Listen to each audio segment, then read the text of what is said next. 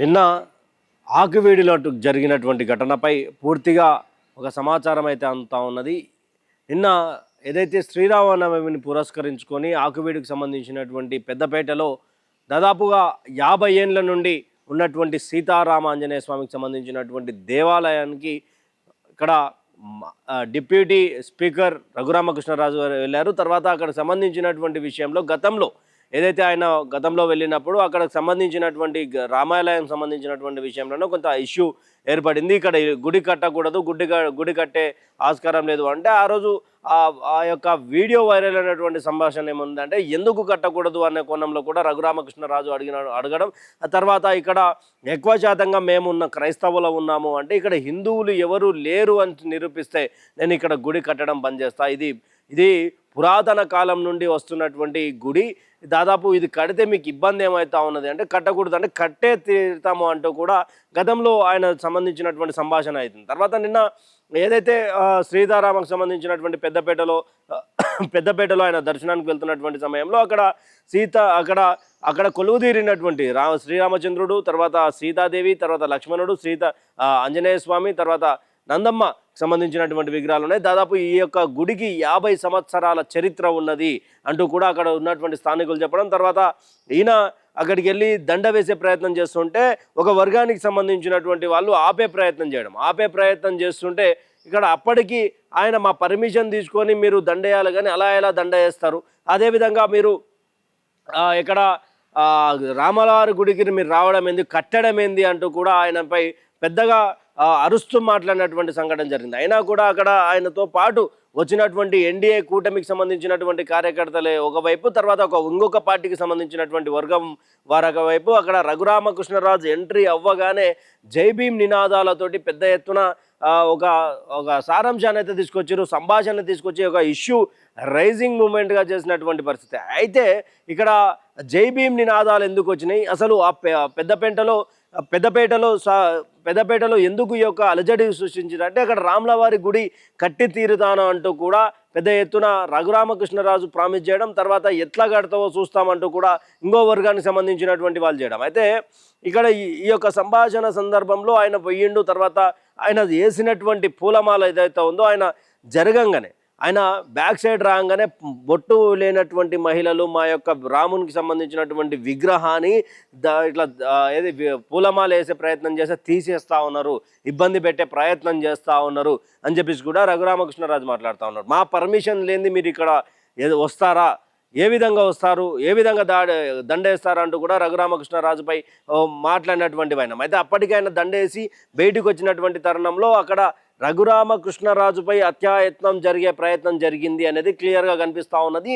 ఇక్కడ మరీ ముఖ్యంగా ఆయనపై దాడి చేసే ప్రయత్నం చేసిరు, తర్వాత గ్లాసులు కొట్టే ప్రయత్నం చేసినా కూడా అది కొంత బుల్లెట్ ప్రూఫ్ కార్ కాకపోయినా కూడా గ్లాసెస్ మందంగా అవడంతో అది అక్కడ ఆ గ్లాసులకు డ్యామేజ్ కాలేదు. రఘురామకృష్ణరాజు గారు సేఫ్గా బయటకు వెళ్ళిన తర్వాత ఎవరైతే ఆ యొక్క వర్గాన్ని అడ్డుకునే ప్రయత్నం చేసినటువంటి జనసేన నాయకులు కావచ్చు, టీడీపీ నాయకులు కావచ్చు, ఇక్కడ బీజేపీకి సంబంధించినటువంటి నాయకులు కావచ్చు, ఒకసారిగా జనసేన సైనికులే ఎక్కువగా ఉండడం, అక్కడ జనసేన కార్యకర్తలపై మొలలు, చాకులు ఇవన్నీ కూడా ప్రీప్లాన్డ్గా పెట్టుకున్నారంటూ కూడా రఘురామకృష్ణరాజు మాట్లాడినటువంటి మనం. అయితే ఎందుకని అసలు ఒక హిందూ దేవీ దేవతలకు సంబంధించినటువంటి గుడికి ఒక హిందూ పండుగ రోజు హిందువుగా ఉన్నటువంటి ఎమ్మెల్యే పోయి దండ వేయడం తప్ప అంటే ఎటువైపు రాష్ట్ర రాజకీయాలను తీసుకుపోతా ఉన్నారు. గతంలో 5 సంవత్సరాల పాటు వైఎస్ఆర్సీపీ అధికారంలో ఉన్నప్పుడు ఎన్నో చర్చలు పుట్టుకొస్తూ ఉన్నాయి.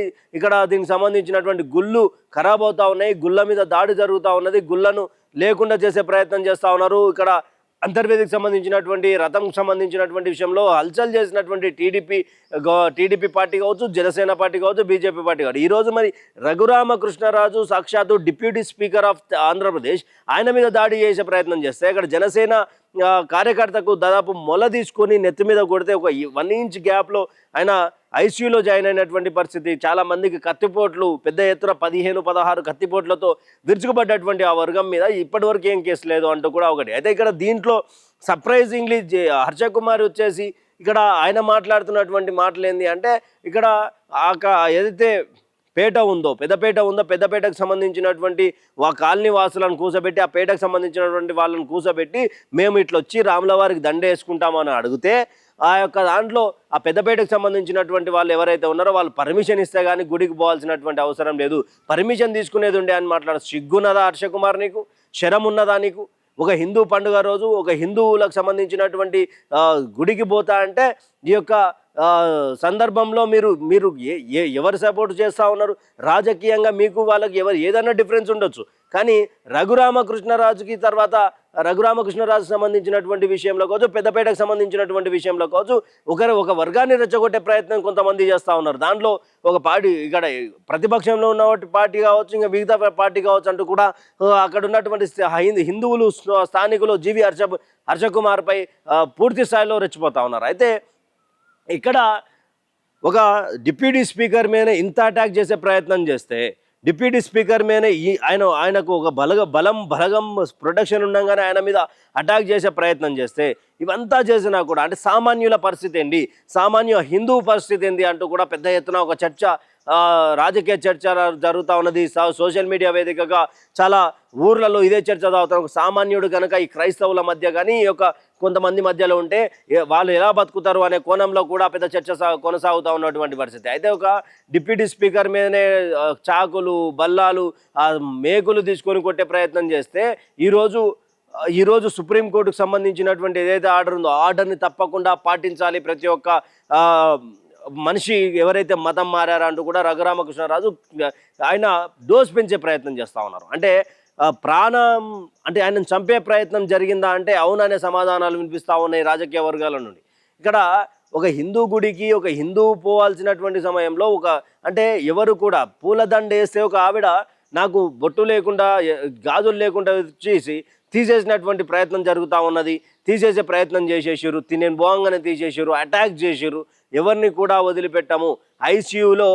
ఐసీయూలో ఉన్నటువంటి వాళ్ళందరికీ నా యొక్క సపోర్ట్ ఉంటుంది.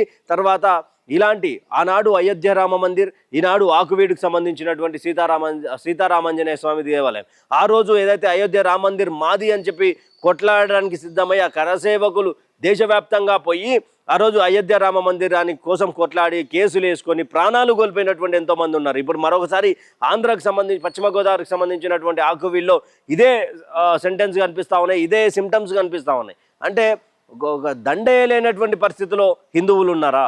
హిందువులు తమకు సంబంధించినటువంటి దేవీ దేవతలకు సంబంధించినటువంటి పూజలు కూడా చేసుకోవద్దా? దీనికి సంబంధించినటువంటి విషయంలో దండేసి తీసేస్తారా? అంటే మెజారిటీ వర్గం ఇప్పుడు వాళ్ళు ఎక్కడ ఎక్కువగా ఉన్నా సరే కానీ వాళ్ళు కూడా గతంలో వాళ్ళ పూర్వీకులు కూడా హిందువులే కదా. హిందువులు అయినటువంటి పూర్వీకులు హిందువులు ఉన్నా కూడా ఇప్పుడు మతం మారినంత మాత్రాన దేవుళ్ళ మీద ఇంత ద్వేషం ఎందుకు అంటూ కూడా కొంత హిందూ సంఘాలు మాట్లాడుతూ ఉన్నాయి. దీన్ని ఏ విధంగా చూడొచ్చు అనే కోణంలో కూడా ఇప్పుడు ఆలోచించే ప్రయత్నంలో ప్రభుత్వం ఉన్నట్టుగా తెలుస్తా ఉన్నది. గతంలో ఇదే వైసీపీ ప్రభుత్వం అయితే టీడీపీ, బీజేపీ, జనసేన మీద పడి మాట్లాడుతుంది. ఈరోజు ఎందుకని యాక్షన్ లేకుండా పోయింది? ఒక స్పీకర్ మీద, సామాన్యుల మీద, సామాన్య హిందువుల మీద దాడి జరిగింది. ఎలాంటి పరిస్థితుల నుండి మీరు ఏం యాక్షన్ తీసుకున్నారంటూ కూడా టీడీపీ ఎన్డీఏకి సంబంధించినటువంటి కార్యకర్తల నుంచి వస్తూ ఉన్నది. ఈరోజు వాళ్ళకైంది, రేపు మాకైతుంది.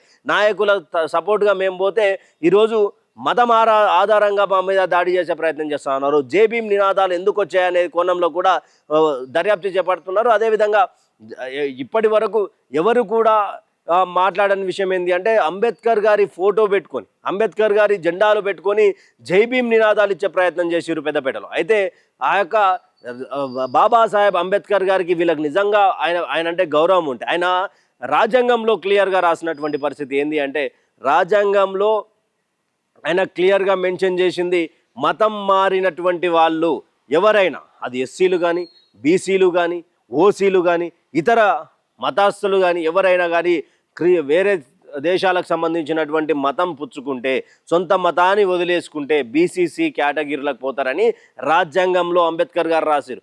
అంబేద్కర్ గారు రాసినటువంటి దాంట్లకు వీళ్ళు జైభీం అనే నినాదాలు చేసుకుంటూ ఆయనకు వెన్నుపోటు పొడుస్తూ రాజ్యాంగానికి తూట్లు పడుస్తున్నటువంటి సందర్భం కనిపిస్తూ ఉంది అంటూ కూడా కొంత రాజకీయ విశ్లేషకులు, రాజకీయ వర్గాలకు సంబంధించినటువంటి వాళ్ళు, జైభీం సంబంధించినటువంటి అంబేద్కరిస్టులు వాళ్ళు కూడా ఇది మాట్లాడే ప్రయత్నం చేస్తూ ఉన్నారు. చూడాలి మరి రఘురామకృష్ణరాజు గారిపై జరిగినటువంటి హత్యాయత్నం ఏదైతే ఉందో, జన సైనికునికి కొట్టినటువంటి మలకు తర్వాత అక్కడ ఇండియా కూటమికి సంబంధించినటువంటి కార్యకర్తలకు కత్తిపోట్లు ఏవైతే 15 నుండి 16 కత్తిపోట్లు పడ్డాయో ఈ యొక్క పరిస్థితులకు మరి ఎలాంటి యాక్షన్ తీసుకోబోతా ఉన్నది గవర్నమెంట్ అనేది కూడా వేచి చూసే ప్రయత్నం చేయాలి. తర్వాత దీనిపై పూర్తిగా ఒక విచారణ చేసి ఎందుకు అటాక్ చేయాల్సి వచ్చింది, అసలు ఎవరు టార్గెట్గా, రఘురామకృష్ణరాజు టార్గెటా లేకపోతే సీతారామ ఆంజనేయ స్వామికి సంబంధించినటువంటి దేవాలయం టార్గెట్? అక్కడ గుడి కడితే ఇంతమందికి ఏమైనా ఇబ్బందా అనే క్వశ్చన్ మార్క్ వస్తే ఎస్, అక్కడ గుడికి సంబంధించినటువంటి ఆలయానికి సంబంధించినటువంటి భూమి కొంత కబ్జాకు గురయ్యే అవకాశం ఉంది అంటూ